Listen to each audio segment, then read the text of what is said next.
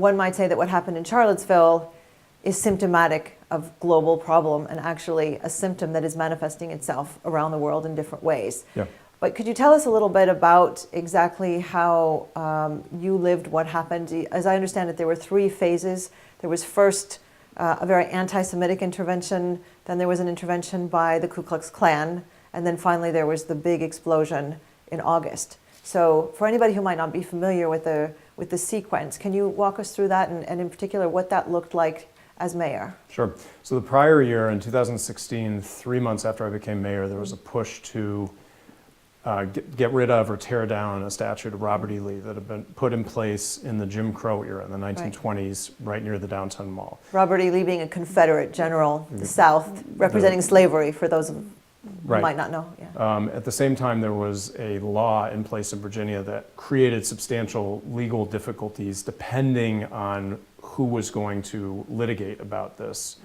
The interpretation of many people was that a court decision had opened a window for that law not to apply to this statute, and that was so there was a window or an opportunity for the statute to be moved. So that opened this very vigorous 6-month-long debate in Charlottesville about what would happen with these statutes, and I led this initiative to have a much broader conversation than just this one statute and have it be about race in public spaces. And we created a commission that had 17 hearings over 6 months and was charged with not just talking about the Lee statute, but the whole project of changing the narrative by telling the full story of race in Charlottesville. So, and I read, and tell me if this is true, that your position was that the statute should be left in place as a way to make sure that people don't forget history. That's probably oversimplifying it, but perhaps using it as education, perhaps maybe even putting something around it, but not to take it down because that, in a sense, erases history. Is that? I really ended up following the recommendations of the Blue Ribbon Commission that we set up, which was majority African American. A number of people on the commission actually changed their positions on this issue as they listened to citizens come and talk to them, including a number of many African Americans who were local residents, came and talked to the commission and said that they wanted history remembered and they wanted to add and tell the full story. But that if we, there was a neighbor of mine who said this very powerful thing to me when I asked her what she thought, and she's from a long-standing African American family that lived in Fifeville, a neighborhood that I used to live in. And she said, "I want those statues to stay so that my grandchildren know what happened here." It's a very counterintuitive position, but it was heard over and over and over again, and the commission ended up recommending that the statues stay in Charlottesville and be recontextualized. But it's not a position that is unheard of, because, for example, at Oxford, the statue of Cecil Rhodes, who represents all kinds of negativity as well, it was determined there that that statue will stay. Others are still battling. Stanford is looking at Unibrow Sarah. Yale did make some changes.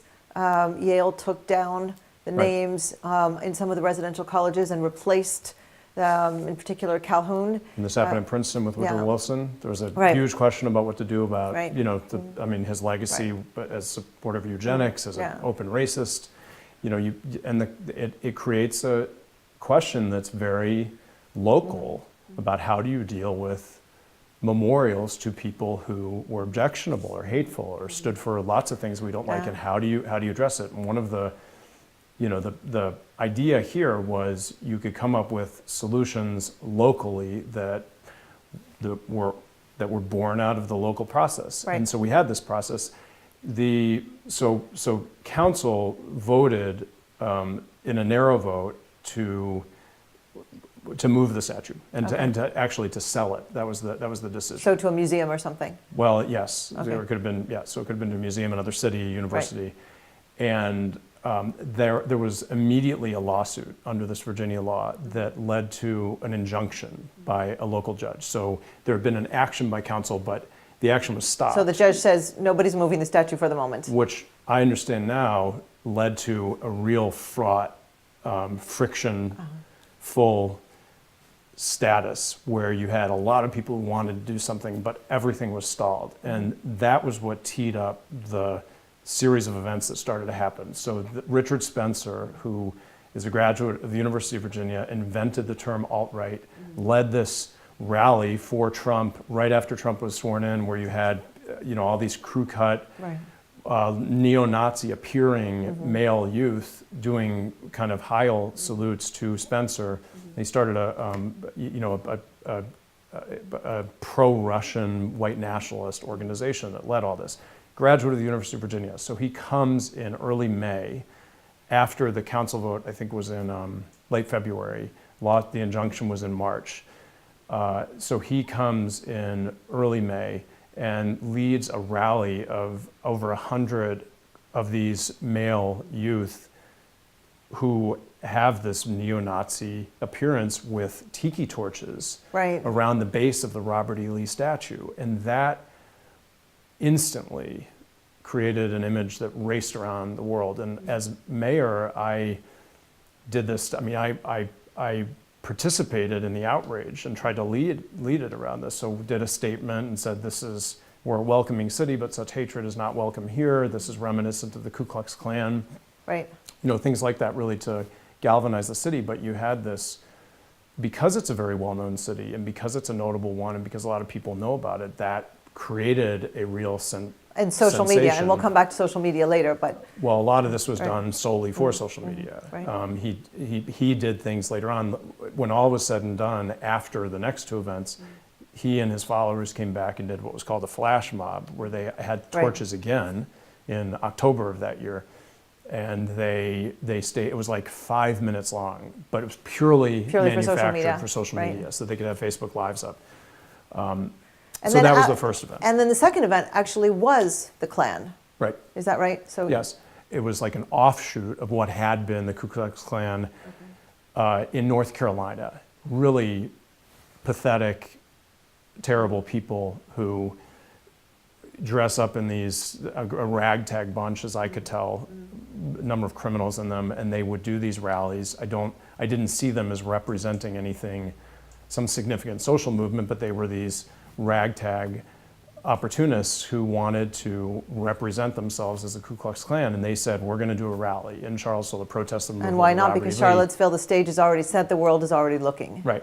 So, and they wanted to do it at the base of the Robert E. Lee statue, and that was a permit that was duly applied for under our laws and our procedures for the beginning of July, and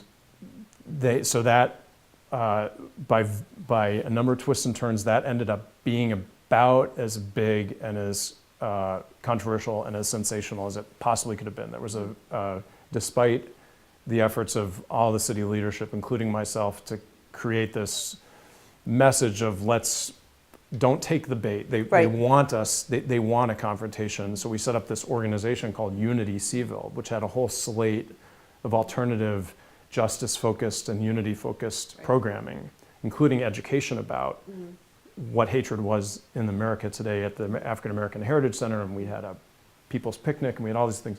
1,000 people still needed to go bear witness, and there were a number who wanted to confront. There was a confrontation that happened with the police, and the police made a number of mistakes afterward, and the police used tear gas. Okay. Against the counter-protesters who came after the Ku Klux Klan departed. That was a huge error by the police, and in our system, it's an additional... So it's looking like the innocent people who are coming out to watch something that is basically a demonstration of hate speech are the ones who are getting tear gassed. Right. Okay. And in our system, it's more complicated because the police are not under the mayor's control in our system of government. So there's a governance point where, as you explained it to me earlier, the city manager is the one who has all the authority. Is that correct? Right. We have a council manager form of government, which is in place in almost 50% of American cities and around the world, where it's modeled on corporate governance, where you've got a board of directors and you have a CEO. CEO is hired by the corporate board. Corporate board makes policy, does the budget, so on, but the CEO is in charge of the operational activities, and the board, city councilors, the mayor, are not supposed to participate in operational details. So I was removed from the policing decisions that were made. It was a very awkward decision, very awkward setup when you have crises like this.